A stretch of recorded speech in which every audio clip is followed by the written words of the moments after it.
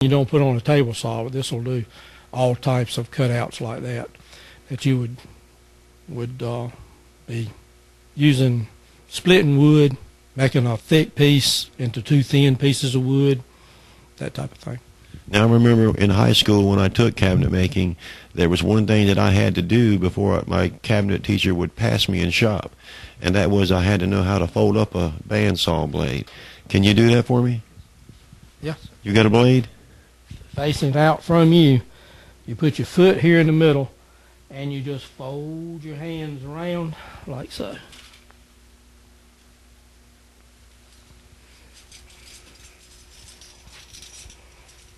And we have one bandsaw blade folded up. You know that there were people in my class that didn't pass that year because they couldn't fold the blade. It was a tough job. I took shop.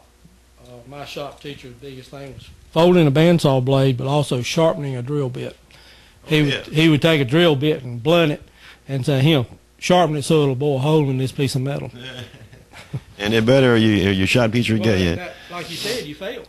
You had to concentrate on doing that till it would work, or you didn't pass shop. Let me get you to do this one more time. Make sure we got that on tape. Here we have the great bandsaw blade folder upper. Now tell us what you're doing.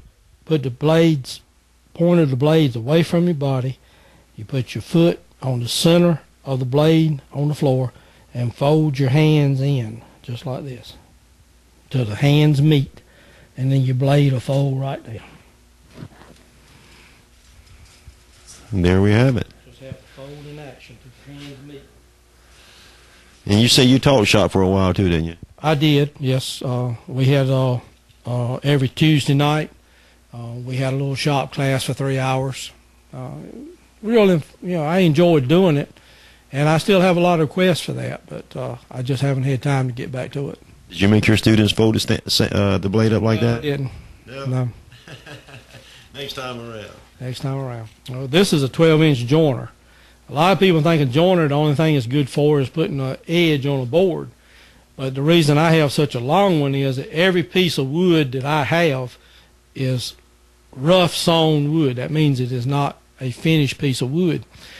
When I get it, it may be warped, it may be cupped, and it's not straight. So I cut it to about a ½ inch of what I'm going to be using it for. And the first thing I do is go on the joiner and face plane that piece of wood. And what you're doing is working that piece of wood out to where you get a straight edge on it.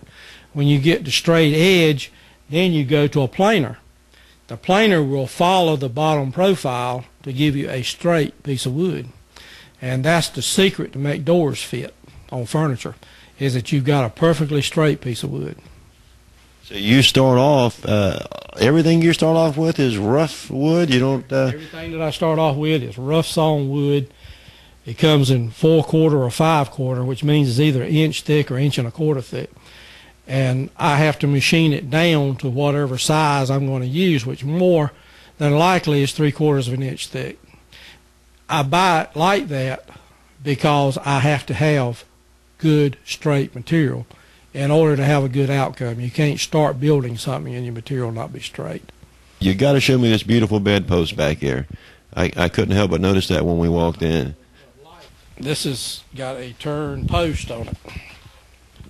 Turned on the lathe? This is turned on the lathe. This is called a cannonball post, and it's made in cherry. All my beds are made the old-fashioned way, and that is, you can see here, it has a nut. That will come completely apart. In other words, the beds that I make are never permanently put together. They're like tinky toys. So you can take that bolt and nut out, and it'll just... bolt out. The headboard just rides and mortises at the top. You can take the bed completely apart. Well, now what's the purpose of that? Well, the purpose of it is, back in olden days, they would take the bed apart, put it in a wagon to move. Also, the pencil post bed was known as a field bed, and that was used by Army officers. And it was put in a wagon, carried to a location, put up in a tent for the officers to sleep in. And they would take the bed apart and just throw it in there. I mean, it wasn't a beautiful bed. It was just utility type bed. They take it all apart and throw it in the wagon and haul it down the road. The same thing here. I build all my beds this way, mainly because of houses now, that some of them in apartments, the staircases are so you can't get tall post beds upstairs. I've actually had people come to me and want to know if I could saw the post off because they couldn't get it upstairs. But mine come apart so you can carry them upstairs, put them back together. Is this here called a pencil post? Pencil post. And all post tapered. And is the what's the purpose of that piece on top there? Well, that's called a finial. That just kind of finishes up the post of the bed. Also, if there's a top put on the bed called the tester top, those pieces hold the top in place. You mean like a canopy? Like a canopy. You've certainly got a nice shop here and beautiful furniture that you have crafted, and it's amazing that you've got all this technology back here in this shop. You've got the ability to take a piece of wood, a tree basically, and turn it into a beautiful piece of furniture.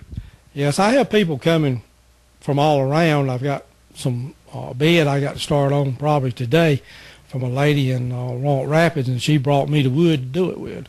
It came off her farm. And there's a lot of times I do that. People have a tree that was cut down at the old home place or whatever, and they want a piece of furniture made out of it, and I do that also. Well, you certainly have some beautiful work here, Frank. It's been my pleasure visiting with you today and checking all these awesome tools, and give me a whole greater appreciation for wood and where we're sitting at home and the way our home is made. Thank you very much, Frank, for letting me come out here today and speak with you. Appreciate it. Absolutely. It was my pleasure. A grand tour of your facility. You got some awesome machines here that turn trees into beautiful furniture, along with your handcrafted input there.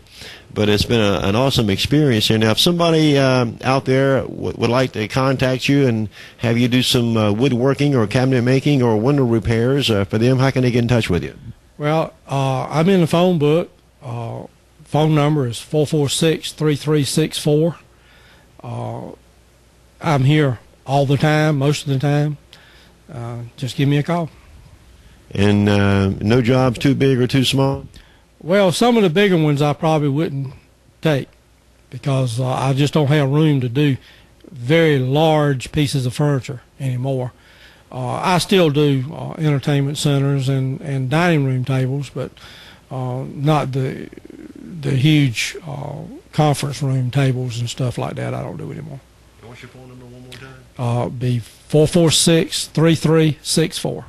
446-3364. We're here in Nash County. We're talking with Frank Aycock, a cabinet maker and absolutely a magician with wood. It's been my pleasure to have you here today. Please join us again tomorrow. I'm Al West. Thank you very much. Good night.